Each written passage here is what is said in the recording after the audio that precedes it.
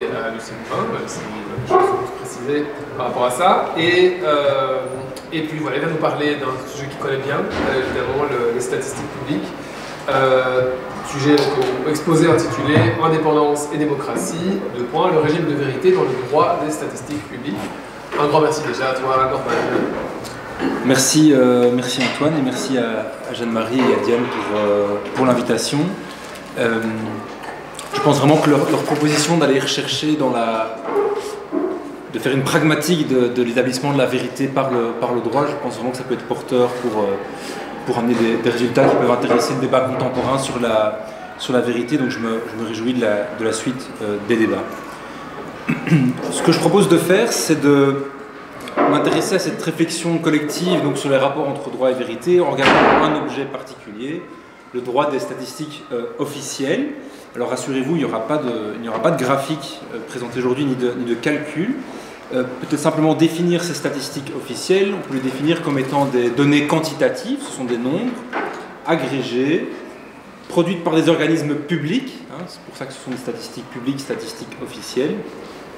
Et ces données ont pour objectif de décrire des phénomènes économiques, sociaux, démographiques, environnementaux au sein d'une population considérée. Donc, constituent des statistiques officielles, certes, la croissance économique et l'inflation par exemple, mais aussi des éléments comme le nombre de naissances dans une population, un taux de récidive, les émissions de gaz à effet de serre émises sur un territoire, voire même le taux de reproduction d'un virus lors d'une pandémie. Et donc, moi je me suis intéressé dans mes travaux doctoraux et dans quelques articles par après sur la question de savoir comment le système juridique organisait cette mise en nombre du réel. Et donc, je propose d'adopter la méthode proposée par Jeanne-Marie Roux et Diane Bernard. Comment est-ce que ce dire quantitativement vrai est organisé et pourquoi est-il organisé de cette manière-là? Donc ce seront les temps 2 et 3 de ma présentation. Et avant cela, je propose de nous familiariser avec ces statistiques publiques en revenant sur les 3 constats qu'avaient posés Jeanne-Marie Roux et Diane Bernard sur les relations entre droit et vérité pour un peu nous familiariser avec ce sujet. Peut-être encore à titre préalable, préciser que ce qui m'a paru intéressant dans ce sujet, c'est que lorsque des gens comme Michel Foucault utilisent le terme véridiction, en fait ils pensent souvent la vérité judiciaire. De la même manière que lorsque Bruno Latour, dans sa fabrique du droit, son ethnographie du Conseil d'État, s'intéresse aux relations entre droit et science, en fait il pense surtout à la relation entre vérité judiciaire et science. Ce qui m'intéresse ici, c'est pas vraiment une vérité judiciaire, en fait c'est un droit qui est très peu judiciarisé, mais c'est néanmoins du droit, c'est néanmoins l'institutionnellement vrai qui est établi ici, et donc je pense qu'à terme il faudra peut-être se poser la question de savoir si l'établissement de la vérité il est le même, ou ce sont les mêmes ressorts pour la vérité judiciaire que pour la vérité institutionnelle non judiciaire. Alors j'entame donc cette exploration de ce droit des statistiques officielles en revisitant donc les 3 constats qui avaient été dressés sur les rapports entre droit et vérité par Jeanne-Marie Roux et Diane Bernard. Le premier constat, c'était que, effectivement, le système juridique est un lieu pertinent pour aller observer la vérité, pour aller observer comment on construit la vérité en raison de son formalisme. Et effectivement, c'est le cas pour les statistiques officielles. En Belgique et ailleurs, établir une statistique officielle, c'est faire intervenir des organismes publics dont le fonctionnement est réglé par du droit. Et donc derrière un acte de langage comme le déficit public belge s'élève aujourd'hui à 4% du PIB, il y a en fait une myriade d'acteurs publics qui interviennent. Et donc le droit vient encadrer les véridicteurs, ces organes chargés de dire la vérité, la Banque nationale belge, l'Institut des comptes nationaux, la police qui établit des enquêtes de victimisation, Cienzano qui établit le taux de reproduction d'un virus, etc. Mais parfois même, le droit va plus loin et au-delà d'un simple mandat général donné à une institution, le système juridique va plus loin et définit, dans un acte juridique, définit plus précisément comment définir telle statistique officielle. définir aujourd'hui ce qu'est la croissance économique à un temps T dans un État, c'est appliquer en fait le règlement européen de plus de 500 pages qui détermine comment il convient de déterminer ce qui est économique ou non, comment le calculer. Déterminer aujourd'hui la trajectoire d'émissions de CO2 de la Belgique, c'est appliquer un règlement européen qui renvoie à des lignes directrices du GIEC sur comment comptabiliser les émissions de CO2, comment le méthane peut-il être converti en CO2 équivalent. Ce sont toutes des conventions qui sont inscrites dans du droit.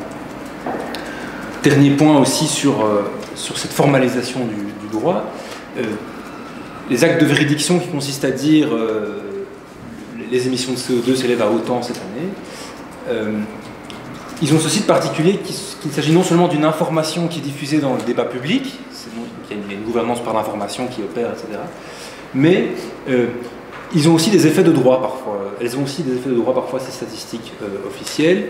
Dire aujourd'hui l'inflation s'élève à autant, c'est avoir une incidence directe sur l'indexation de toute une série de salaires en Belgique, sur toute une série de baux. Et donc ces informations, elles ont non seulement des effets informationnels, mais elles ont aussi des effets de droit. Dire la vérité par la statistique officielle, c'est aussi co-élaborer des droits et obligations, voir si des seuils sont atteints, si des conditions sont remplies, etc. Le deuxième constat qui avait été dressé, c'était que la réalité juridiquement ancrée, eh bien, elle est construite, et à la fois, il ne faut pas tomber dans un réalisme absolu, dans un relativisme absolu. Il existe tout de même une vérité, une réalité que les statistiques officielles entendent décrire. Donc ici, il y a tout un courant de la sociologie de la quantification qui a visé à démontrer comment les nombres, certes, ont une apparence de scientificité, d'exactitude, parce qu'ils sont quantitatifs, mais à la fois, ils découlent toujours de construction de conventions. Donc, il y a le mouvement de la sociologie de la quantification, il y a aussi toutes les Science and Technology Studies dans le monde anglophone qui visent à montrer ces conventions, à les discuter, etc. C'est tout un champ de recherche. Et donc, des sociologues comme Alain Desrosières, des sociologues de la quantification, disent bien combien quantifier, c'est choisir et puis mesurer. Du côté anglophone, c'est les travaux de Theodore Porter qui ont été véritablement séminaux. En 1995, il publie un ouvrage qui s'appelle The Trust in Numbers. Et il dit donc reality is constructed from artifice.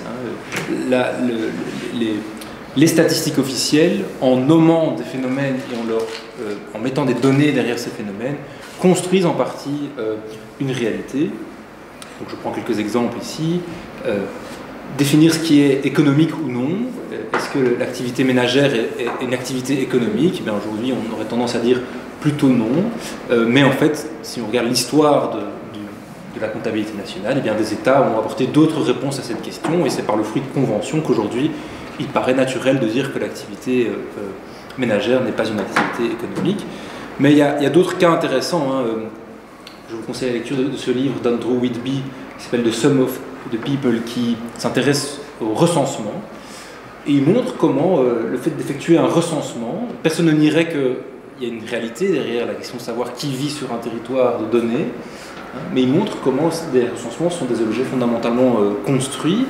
Et il évoque par exemple les efforts mis par l'autorité palestinienne pour, en 1997, en 2007 et en 2017, recenser sa population, y compris à Jérusalem-Est, occupée par Israël qui refuse l'entrée de statisticiens publics palestiniens dans Jérusalem-Est pour faire le recensement. Et pourtant, la Palestine publie des chiffres de sa population à Jérusalem-Est dans le dernier recensement. Donc il y a véritablement là, faire un recensement, c'est définir où est le territoire, quelle est la population, les personnes migrantes font-elles partie de la population, etc. J'ai un autre exemple intéressant qui a été travaillé notamment par Emmanuel Didier, qui montre comment, au début des années 2000, l'introduction d'un programme informatique visant à créer des statistiques sur la criminalité à New York, le logiciel Comstat, par quartier, par type d'infraction, Emmanuel Didier a montré comment la pratique des policiers dans le recensement de ces faits a changé. Comment on a qualifié les infractions plutôt de telle manière que de telle manière, parce que cela permettait aux policiers d'afficher des bons ou des mauvais résultats vis-à-vis de ses supérieurs, etc. Et il y a de grands débats évidemment sur les chiffres de la criminalité, mais pour bien montrer que cette réalité est construite, et à la fois personne ne nierait qu'il y a une réalité que ces chiffres entendent décrire. Troisième et dernier constat qui avait été fait par Jeanne-Marie Roux et Yann Bernard: la quête de la vérité n'est pas toujours l'objectif principal, l'objectif majeur du droit. Et effectivement, c'est le cas aussi dans le cas des statistiques publiques. Il est parfois plus important d'avoir des mesures harmonisées, stables dans le temps, harmonisées de manière internationale par exemple, plutôt que d'avoir les mesures qui collent le plus possible à la réalité. C'est ce que beaucoup appellent la dépendance au censier, la path dependency dans les statistiques officielles. Et je reprends ici une pensée qui avait été développée par Bruno Latour dans son ethnographie du Conseil d'État. Je pense à un extrait que certains avaient cité dans les séances précédentes. La différence entre science et droit, dit Bruno Latour, c'est que en science, dès qu'on établit un résultat, il est constamment rediscuté par les pairs, on le dépose et à peine est-il fini qu'il est rediscuté dans d'autres cénacles, on vérifie ce résultat, alors que le rôle du droit, c'est de trancher. Et donc, on tranche une question, on l'établit, on la rend stable, et donc parfois, on vise tellement à la rendre stable que on met de côté peut-être la volonté de coller à la réalité. Ce n'est pas une statistique officielle à proprement parler, mais je ne peux pas, c'est un peu petit, je suis désolé, je ne peux pas m'empêcher de montrer ce décret du 22 décembre 1795 qui établit le mètre en France. Bon, l'objectif à ce moment-là, c'est moins de certifier des distances, c'est moins de certifier des distances que d'uniformiser la réalité. 30 ans après des gens comme James Scott ont écrit que 30 ans après l'établissement du mètre, James Scott dit « Les nouvelles mesures faisaient davantage partie du pays légal que du pays réel ». Donc il y avait dire la vérité en termes de distance à cette époque-là était différente selon qu'on se situe du point de vue institutionnel ou que l'on se situe du point de vue des personnes qui vivent sur ces territoires, qui avaient encore des moyens de mesure concurrents. Donc là, l'objectif, c'est moins de se dire « je veux être vraiment sûr qu'un mètre, c'est un mètre », que de se dire il faut construire une France unifiée, et donc ça passe par des moyens de mesure harmonisés. Pour la petite histoire encore, donc ça passe par la construction d'un étalon détenu à un certain endroit, reproduit dans différents endroits.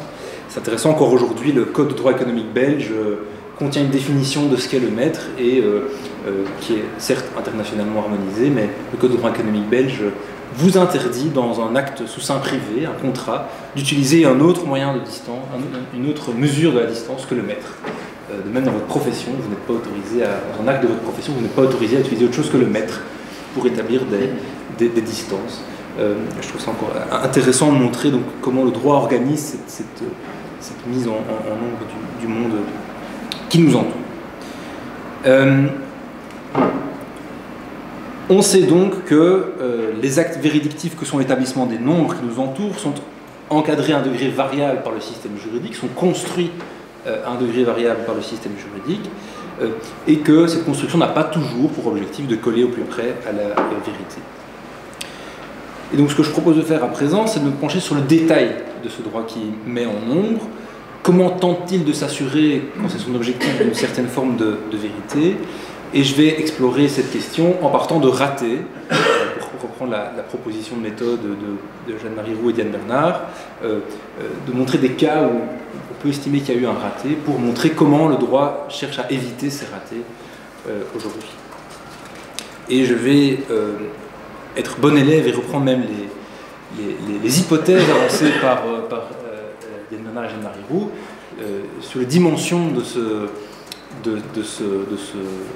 droit de la mise en vérité, qui doit parler, quand faut-il parler et comment faut-il dire cette vérité. Donc je commence par qui dit la vérité, qui doit dire la vérité, et la réponse ici c'est qui doit dire la vérité, quelqu'un dont c'est le métier, et quelqu'un qui n'est pas influencé par le gouvernement ou par des pressions externes. Donc, il y a une question de capacité statistique et d'indépendance statistique qui sont véritablement centrales dans la construction de cette vérité. Et pour explorer cette question, je vais prendre le cas des manipulations du déficit public en Grèce. Après de nombreuses suspicions de fraude sur les comptes publics en Grèce, en 2009, le déficit public que l'on pensait être à 2% du PIB passe d'un coup à 15,4% du PIB suite à des corrections importantes réalisées par différents acteurs. Et dans la suite de cette correction, la Commission européenne finit par affirmer qu'il y a des éléments pour dire que le gouvernement grec en fait envoyait des instructions aux comptables publics quant aux bons chiffres à atteindre pour envoyer un signal positif au marché financier. Alors cette correction du déficit grec a mené à une crise aggravée des souveraines en Grèce. On sait les conséquences que ça a eu en termes d'austérité en Grèce. Donc, il y a eu cette correction. Alors, des politologues comme Arago et Lindsay, que je cite ici, qui sont parmi les rares personnes qui s'intéressent au phénomène des manipulations statistiques, ont démontré que certes, il y avait eu une malhonnêteté stratégique dans le chef des statisticiens publics, mais qu'en fait, il ne s'agissait pas d'une manipulation aussi frontale que ce qu'on pourrait penser. Il distingue différents types de manipulation statistique. Il y a la manipulation statistique la plus frontale qui consiste à remplacer un chiffre A par un chiffre B, ça c'est de manière plus frontale. Mais en fait, il existe beaucoup d'autres manières de manipuler les statistiques. Jouer sur les méthodes, jouer sur les sources des données. Et une manière de jouer sur la manipulation, de jouer sur les statistiques officielles, c'est de faire ce qu'ils appellent du politically motivated guesstimating, des estimations approximatives politiquement motivées. Et donc ici c'était ça qui était à l'œuvre, estiment ces auteurs. Il y avait des problèmes de capacité statistique en Grèce qui nécessitaient à de nombreuses reprises de faire des estimations, et lorsqu'il fallait faire des estimations, eh bien, on allait plutôt dans un sens positif pour les finances publiques grecques, et donc avec un effet cumulatif au fil des ans qui donne le résultat actuel. Ce qui est intéressant ici aussi, c'est que le statisticien en chef grec, qui à partir de 2010 transmet les données à Eurostat de manière automatique, sans demander l'approbation de son comité de direction, s'est retrouvé condamné par les juridictions grecques à des peines financières et d'emprisonnement pour cette raison-là, pour ne pas avoir demandé l'approbation de son comité de direction, etc. Donc, on sent bien une tension constante entre l'utilitarisme politique des statistiques officielles et un besoin d'une certaine indépendance statistique pour arriver à pouvoir dire la vérité aux yeux du public. Donc ce que ce raté montre, c'est l'importance d'avoir des règles préétablies pour sous-tendre l'acte qui vise à dire le déficit public est de autant, l'importance de l'indépendance du pouvoir statistique. Et ce qui est intéressant, c'est que les auteurs, ici donc Arago et Lindsay et d'autres, définissent même ce qu'est une manipulation statistique au regard de l'indépendance. On peut définir une statistique publique comme étant la recherche d'un avantage politique obtenu en modelant la production statistique contre un idéal descriptiviste apartisan. Donc la manipulation statistique selon ces auteurs, c'est dire ce que ne diraient pas des personnes indépendantes. Alors, depuis le début des années 2000, même un peu avant, le droit vient inscrire dans des règles contraignantes ce principe d'indépendance statistique et vient le préciser avec plus ou moins de profondeur selon les niveaux que l'on regarde. Je prends ici un exemple. Au niveau du traité sur le fonctionnement de l'Union européenne, eh bien, on a un article 338 qui indique que l'établissement des statistiques se fait dans le respect de l'impartialité, de la fiabilité, de l'objectivité, de l'indépendance scientifique et encore de l'efficacité au regard des coûts. Donc on sent là qu'il y a une série de principes, on sent qu'il y a une injonction de la part du traité à dire vrai. Ça ne nous aiguille pas beaucoup sur comment dire le vrai, mais à dire vrai, et à être indépendant. Donc on sent un lien entre ces deux notions. En 2009, il n'y a pas de hasard de calendrier ici, on est en 2009, au moment de cette crise grecque notamment, l'Union européenne adopte un règlement qui vient préciser, je suis désolé, c'est beaucoup de texte, mais qui vient préciser chacun de ces principes. Qu'est-ce que ça veut dire l'indépendance? Qu'est-ce que ça veut dire la fiabilité, l'objectivité? Dans le cadre de ces travaux, je trouvais ça intéressant de lire la définition de la fiabilité. Hein. Les statistiques doivent mesurer de la façon la plus fidèle, exacte et cohérente, la réalité qu'elles visent à représenter. Et cela passe par des critères scientifiques et par la sélection des procédures, etc. Donc, là, on a vraiment un droit qui vient essayer de décrire le plus précisément possible comment doivent être établies des statistiques, et elles doivent être établies comment? En regardant la réalité, et aussi en étant indépendant. Et donc vraiment depuis les années 2000, au niveau belge notamment, il y a des législations qui viennent consacrer ces principes petit à petit, à différents niveaux. Le dernier niveau en date, c'est le niveau wallon, qui en 2024 s'est doté d'un décret qui vient préciser ce que ça veut dire pour l'Agence wallonne statistique, l'indépendance, l'autonomie, etc. Ça passe notamment par une indépendance des chefs statisticiens, donc ils ne peuvent pas être révoqués pour des raisons non professionnelles, etc. Donc on s'approche vraiment d'un régime qui commence à ressembler à celui des juges. Je trouve ça assez intéressant. Et donc au-delà du niveau européen et belge, ce n'est pas uniquement un phénomène européen, c'est aussi un phénomène international. L'ONU a adopté en 2014 les principes fondamentaux de la statistique officielle, et l'OCDE a aussi de la soft law à cet égard. Ça passe par des codes de bonne pratique, par des vérifications méthodologiques par les pairs, etc. Donc qui doit dire la vérité? Quelqu'un d'indépendant et quelqu'un dont c'est le métier. Se pose ensuite la question de savoir quand cette personne doit dire la vérité. En fait, l'indépendance, elle passe aussi par un calendrier clair sur quand faut-il publier les données et quand faut-il réviser la méthodologie applicable. Deux ratés qui me paraissent intéressants. Le premier, c'est l'affaire des recensements linguistiques belges. Alors, on part de nouveau sur un domaine bien différent, mais c'est dans le cadre d'un article pour le Liber Amicorum du Monde que j'ai un peu exploré cette question. En Belgique, entre 1932 et 1962, les résultats du recensement décennal avaient une influence importante de droit, qui était que, selon la proportion de francophones ou de néerlandophones dans votre commune, le régime linguistique de la commune pouvait varier. Et donc la frontière linguistique pouvait, en principe, évoluer automatiquement selon les résultats de ce recensement. Donc, l'époque, déjà, des mouvements flamands s'inquiétaient d'une tache d'huile francophone qui se répandait, c'est la fameuse Olive-Lec, et donc vous vous doutez bien que ce recensement avait des conséquences, des implications politico-juridiques importantes. Donc 1932, cette loi est adoptée, 1940-45, c'est la guerre, on n'effectue pas le recensement, on effectue le recensement en 1947. Et évidemment, certains résultats de ce recensement ne plaisent pas à une série d'acteurs, parce que certaines communes basculent en régime francophone. Et des bourgmestres flamands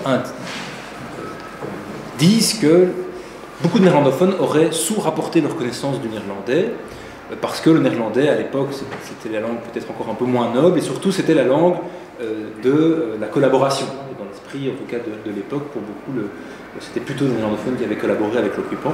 Et donc, disent les bourgmestres flamands, il y aurait eu du sous-rapportage des néerlandophones de leur connaissance du néerlandais, ce que des historiens remettent aujourd'hui fortement en cause.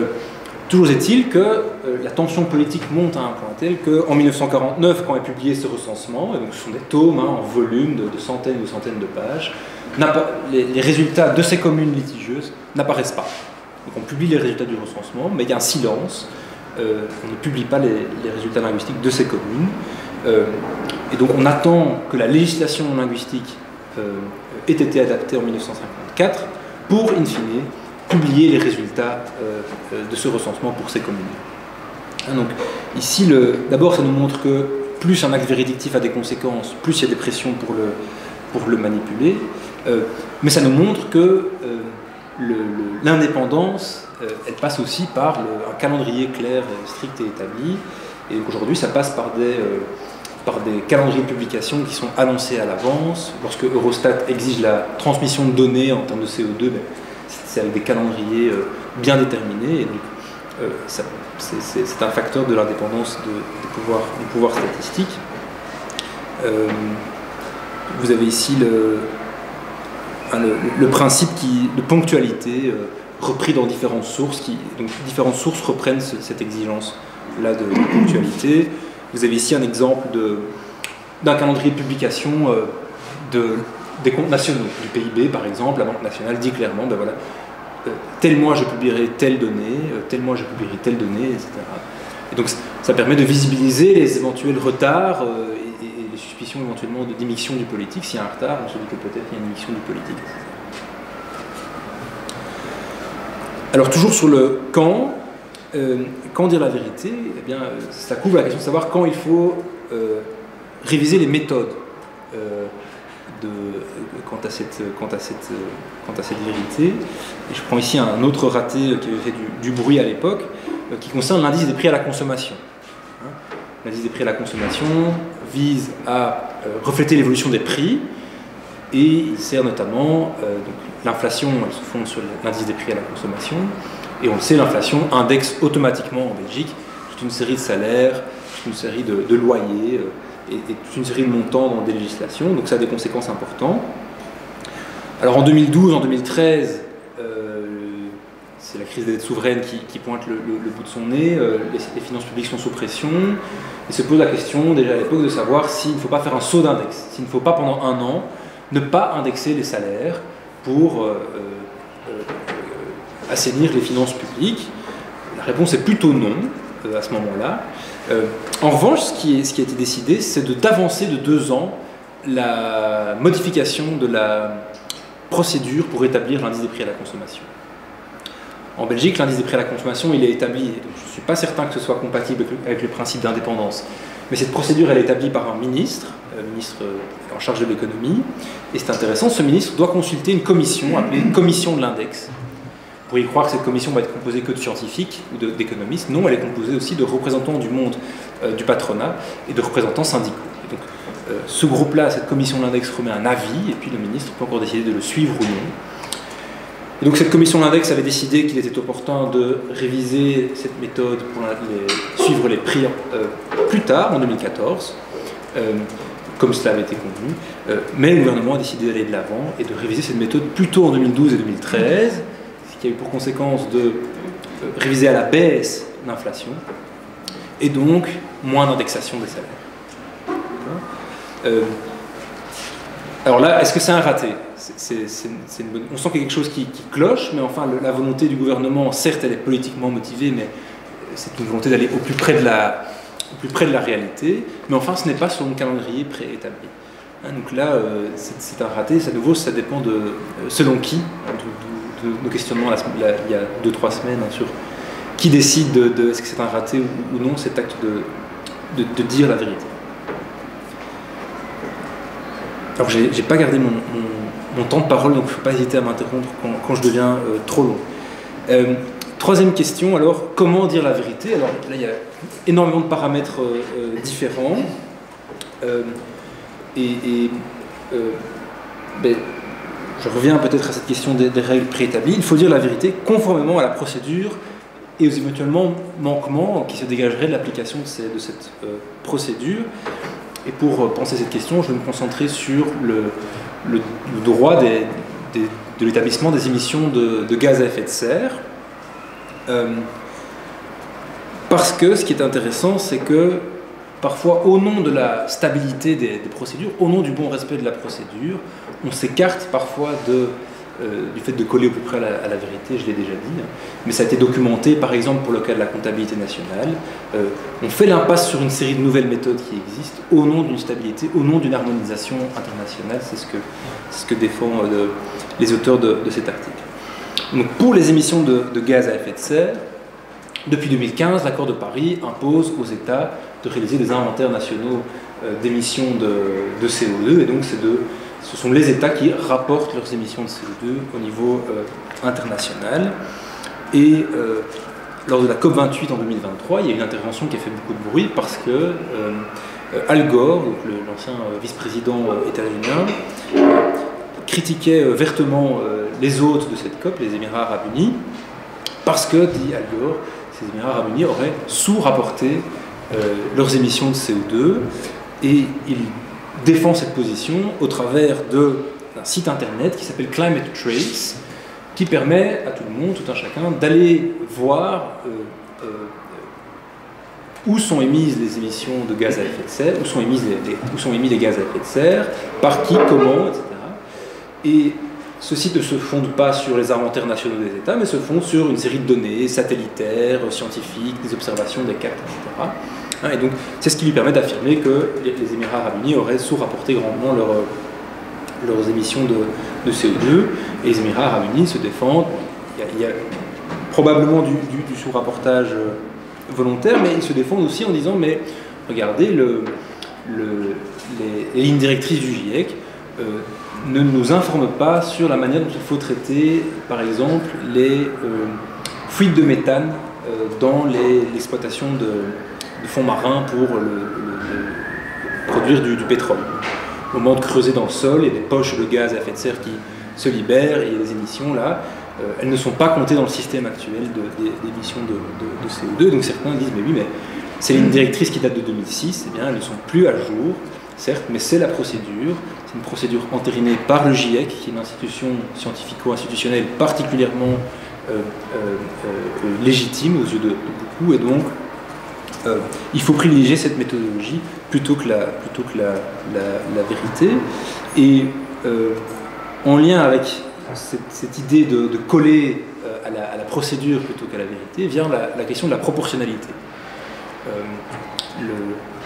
La récolte des données statistiques doit se comprendre avec l'idée selon laquelle le coût de récolte de ces données ne peut pas être complètement démesuré par rapport aux avantages qui vont en être retirés. Donc, pour des questions comme les émissions de CO2, eh bien, certains États n'ont pas la capacité statistique pour avoir la même précision, la même finesse que d'autres, et donc c'est ce qui explique certains choix faits dans la collecte des émissions de CO2. Peut-être deux points pour illustrer mon propos. Le premier, c'est le fait qu'on réalise des inventaires nationaux d'émissions de gaz à effet de serre sur la base du territoire et non pas sur la base de la consommation.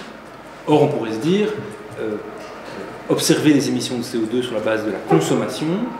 Donc, j'ai acheté un ordinateur, la production de cet ordinateur n'a pas eu lieu en Belgique, mais enfin, c'est ma responsabilité d'avoir acheté cet ordinateur. Et donc, on pourrait se dire que lorsqu'on calcule les émissions de CO2 de la Belgique, eh bien, on inclut les émissions de CO2 induites par notre consommation et on exclut les émissions induites par ce qu'on exporte.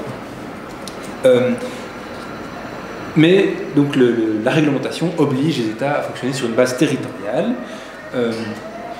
Pourquoi? Une des raisons avancées, c'est qu'il n'y a pas de méthode suffisamment consensuelle pour fonctionner avec une approche empreinte carbone. Beaucoup d'États n'ont pas la capacité statistique pour, avec précision, développer une empreinte carbone. Alors ça aussi, ça se construit au fil des ans, évidemment, c'est le fruit d'efforts, etc. Mais c'est l'argument qui est avancé. Or, ça a des conséquences clés. Donc, par exemple, dans l'affaire climat belge, toutes les entités attaquées ont été condamnées, à l'exception d'une région, la région wallonne, parce que notamment elle avait de meilleurs résultats que d'autres en termes d'émissions de CO2, c'était un argument parmi d'autres, et ces résultats ont été comptabilisés sur la base d'émissions territoriales. Si on regarde la comparaison de ces régions sur base d'une empreinte carbone, l'image est beaucoup plus nuancée, et donc on peut se demander si le constat aurait été le même. Alors, les Wallons émettent encore moins que les Flamands, mais la différence est moins nette. Donc pour vous montrer les conséquences concrètes que cela peut avoir. Autre conséquence concrète de fonctionner par approche territoriale des émissions de CO2, il existe des émissions dites orphelines. Comment compter les émissions induites par un vol en avion, un vol international en avion, ou par un bateau qui fait du transport international? Eh bien, en fait, la méthodologie ne requiert pas, il n'y a pas une méthodologie claire qui indique quel État doit prendre en considération quel transport, le point de départ, le point d'arrivée. Et donc, il y a des émissions dites orphelines qui ne sont en fait comprises dans aucun inventaire national. Donc, à nouveau, là, il y a un décalage par rapport à la vérité. Troisième point toujours, hein, sur le fait qu'on soit occupé avec ces vieilles procédures de 2006 pour calculer les émissions de CO2. Et parfois on est totalement en décalage avec de nouvelles méthodes scientifiques. Je prends le cas ici de la question de savoir à quel point les sols des forêts capturent ou non le CO2. Donc là on se base encore sur des méthodes de 2006 pour calculer cela, et il y a un article récent qui a montré que les marges d'erreur de ces résultats sont de plus ou moins 90%. On peut passer en gros du simple au double pour savoir si votre forêt capture ou pas du carbone sur des États qui ont énormément de forêts. Ça peut évidemment être déterminant sur les résultats. Donc, on comprend l'importance d'avoir une capacité statistique et d'avoir une capacité statistique qui est indépendante, qui est aujourd'hui organisée par des règles juridiques qui contiennent ces principes, et avec en Europe un appareil administratif, un appareil techno-administratif qui vient véritablement exercer une série de contrôles. Je n'ai pas développé ça dans le détail, mais Eurostat aujourd'hui, qui dépend de la Commission, vient faire des visites méthodologiques dans les États, a des pouvoirs d'enquête approfondis. Eurostat peut même aujourd'hui faire des corrections d'office. Si Eurostat estime que la Belgique a mal rapporté ses émissions de CO2, Eurostat peut modifier l'acte de véridiction sur les émissions de CO2. Eurostat peut aussi établir des réserves. Le terme est intéressant, il est peu connu du système juridique jusqu'ici. Une réserve, c'est un acte c'est de la soft law, c'est un document publié, mais qui consiste à dire que Eurostat a des réserves sur tel résultat publié par telle administration nationale. Et c'est d'autant plus intéressant que c'est un acte qui ne peut, parce qu'il n'est pas juridiquement contraignant, a priori ne peut pas être contesté juridiquement, judiciairement. Et donc j'ai repris ici un extrait d'un article de Damien Piron récemment paru, qui dit « On ne rigole pas avec Eurostat ». Il a étudié comment Eurostat était venu mettre au pas l'administration wallonne sur la manière dont elle doit calculer sa dette, son endettement. Il y a eu une correction de la dette wallonne au début des années 2010. Donc ici c'est vraiment ça, la personne interviewée indique qu'elle se souvient de ce panel de représentants d'Eurostat qui occupait toute la table avec les pauvres représentants des régions qui étaient en face. On a fauté, on ne le fera plus, on va travailler, on va collaborer. Donc vraiment un pouvoir pour Eurostat de venir dire comment il faut compter ceci, cela, et des véritables contrôles autour de ça. J'en arrive alors au troisième temps de l'exposé, qui est la question de savoir pourquoi finalement il y a tant d'efforts qui sont mis depuis maintenant 30 ans pour mettre en place ce droit, avec ces principes d'indépendance, etc. J'ai oublié de dire que l'Union européenne en est même arrivée à imposer des amendes, il y a 2 cas d'amendes imposées à des États qui avaient mal calculé leur endettement public. Donc ça peut aller jusque-là. Donc le pourquoi du comment, pourquoi ce droit des statistiques publiques est mis en place. Alors, on peut en discuter. Pour moi, un des éléments essentiels, c'est la notion de confiance. C'est vraiment un terme qu'on retrouve dans beaucoup d'endroits dans les textes qui consacrent ces principes. Ici, c'est un extrait donc, de ces principes fondamentaux de statistique officielle adoptés en 2014 par l'Assemblée générale des Nations Unies dans une résolution.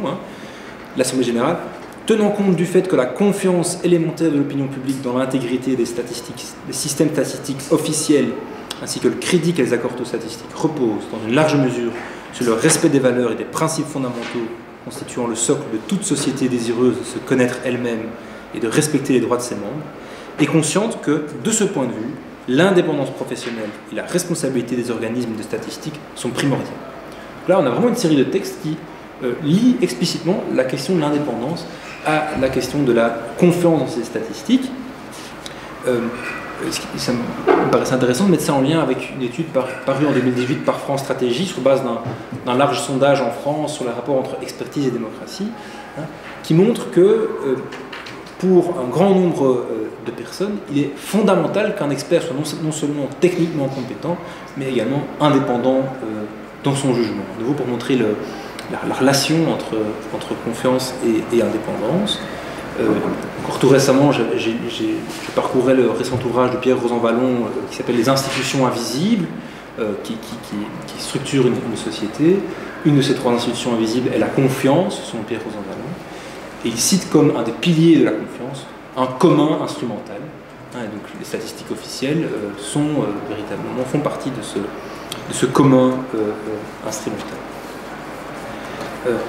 Donc pourquoi créer cette indépendance?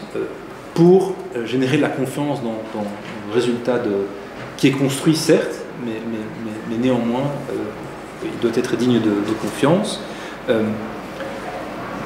mouvement international de ce droit des statistiques publiques est, selon certains documents de l'ONU, le fait qu'il y ait eu certaines manipulations statistiques en Europe centrale dans les années 80, dont on s'est rendu compte avec la chute du mur de Berlin, etc. Et c'est ce qui aurait créé un électrochoc menant à l'adoption d'une série de textes.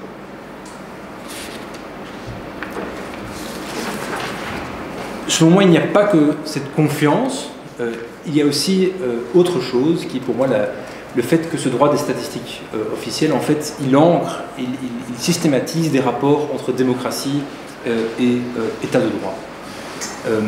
Pourquoi? Je vais essayer d'être relativement clair, si c'est obscur, vous me le dites évidemment, mais à partir du moment où ces statistiques officielles ont des effets de droit, à partir du moment où un législateur dit j'indexe les salaires sur l'inflation, ce que le législateur a en tête, évidemment, c'est qu'il n'y ait pas, a posteriori, d'arbitraire dans la façon dont seront établis ces nombres. Et donc, l'indépendance, elle permet aussi d'éviter les immixtions qui généreraient de l'arbitraire.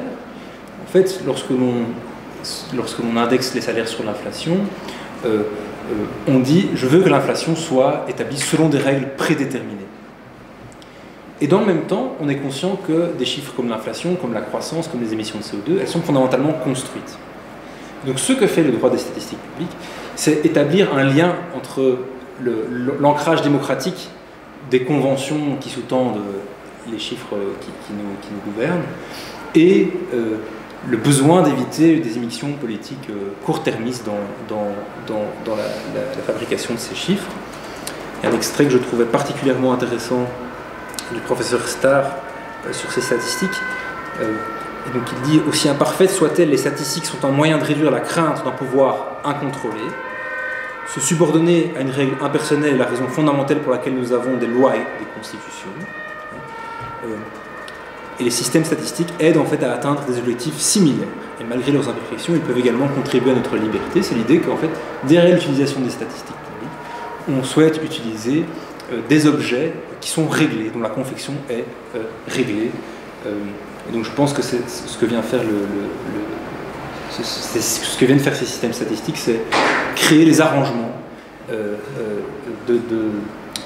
entre démocratie et état de droit, de la même manière que la loi vient régler le fonctionnement de la justice, du pouvoir judiciaire, hein, leur indépendance qui est toujours relative et réglée.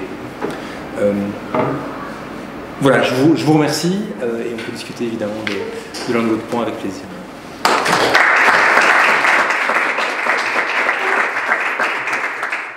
Un tout grand merci Norman pour ce très bel exposé, très clair, qui est aussi